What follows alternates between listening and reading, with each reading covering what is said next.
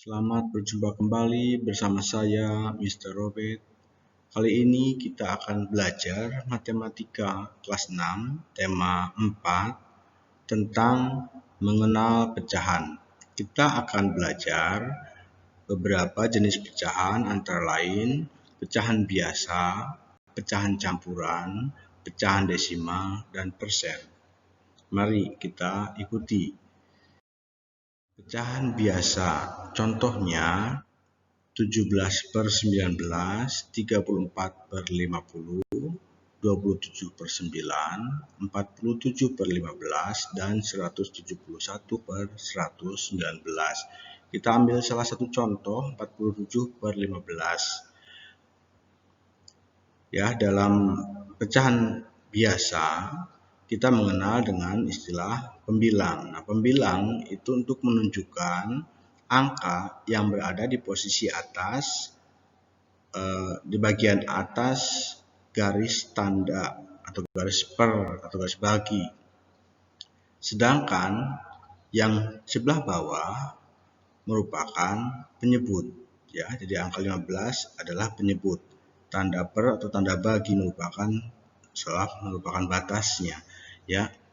Jadi 47 disebut pembilang dan 15 disebut penyebut. Ini tidak boleh tertukar.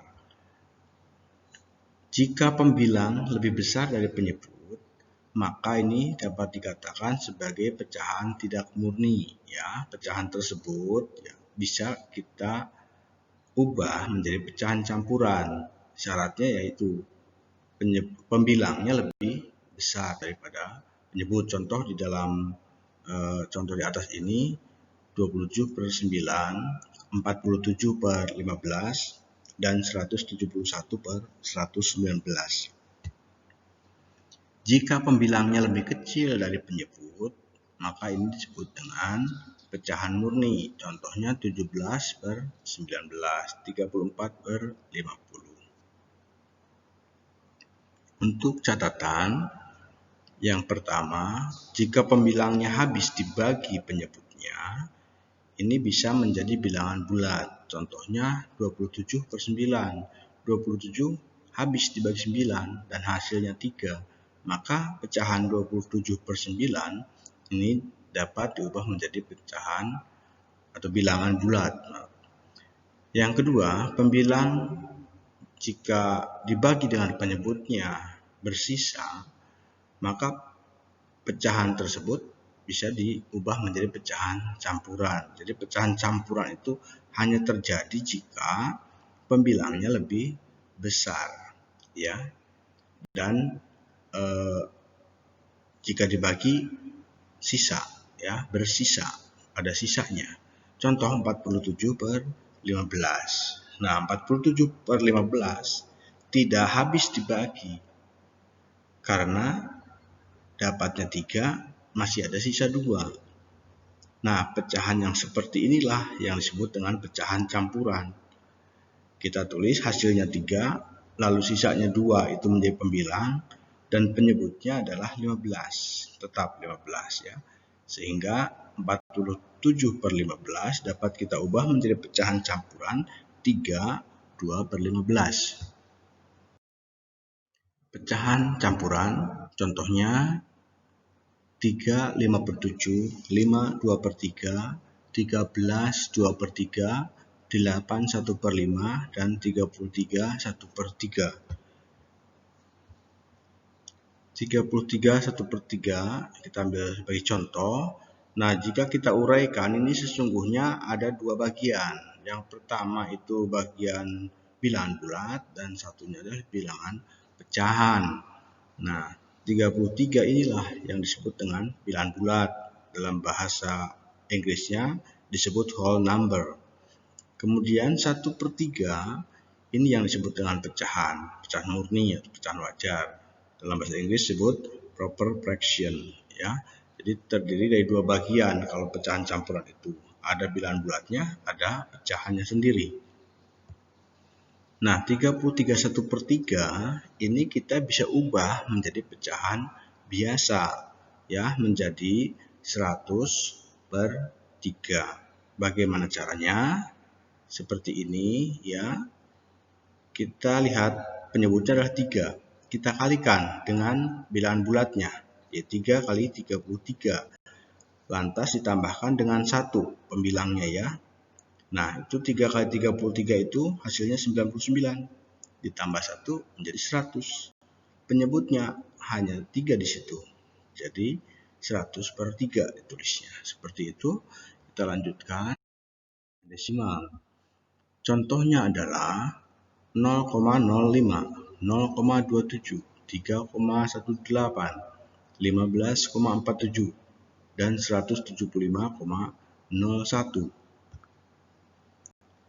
Untuk pecahan desimal, jika kita batasi ya, koma sebagai garis batas misalnya, maka di situ ada dua bagian bilangan, di sebelah kiri koma dan di sebelah kanan koma. Nah, yang di sebelah kiri koma itu disebut dengan bilangan bulat.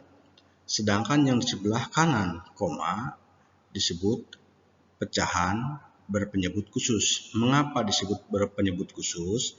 Ya, ini penjelasannya. Yang pertama, jika satu angka di belakang koma itu merupakan pecahan persepuluhan. Ya, contohnya 0,5 menjadi 5/10. Jadi ingat, kalau satu angka di sebelah kanan koma itu per 10. Jadi 1 pernya 0,1, 10. Ya, 10 itu nolnya kan 1. Ya. Sekarang kalau dua angka di belakang koma menjadi per seratusan. Jadi pasti akan per 100 ya. Dua angka nolnya 2. Gitu ya. Di 1,25 contohnya itu kita ubah jadi di sebelah kiri koma tadi dikatakan bilangan bulat. Jadi langsung aja 1 ya. Lantas yang pecahannya 25 ambil menjadi pembilang. Dan penyebutnya tadi 100 ya, karena dua angka di sebelah kanan koma. Lalu yang ketiga, 3 angka di belakang koma bagaimana? Ini merupakan per seribuan, jadi pasti per 1000. Contoh 2,125 kita ubah menjadi 125/1000. Ya, bisa disederhanakan lagi nanti. Bagaimana kalau di sebelah kanan koma ada 4 angka? Berarti menjadi per 10 ribuan. Ya, kalau 5 angka di belakang koma per 100 ribuan dan seterusnya. Seperti itu ya. Oke, kita lanjut dengan pecahan persen ya. Jadi persen ingat aja artinya per 100. Jadi selalu penyebutnya 100. Itu yang disebut dengan persen. Contoh 5%, 25%, 75%, 100% dan 125%. Sebagai catatan, yang pertama, jika di depan persen kurang dari 100, bila kita ubah menjadi pecahan, maka menjadi pecahan biasa. Contoh 25% menjadi, ya kita ubah menjadi 25/100. Kita sederhanakan, dibagi 25 semua. 25 bagi 25 1, 100 bagi 25 itu 4. Jadi 25% bisa kita ubah menjadi 25/100 atau lebih sederhananya 1/4. Jika di depan persen itu angka 100 yang tertulis, maka ini otomatis menjadi 1. Mengapa? Karena 100% jika kita ubah 100/100. Semua bilangan, jika bilangan pembilang dan penyebutnya sama, maka hasilnya 1.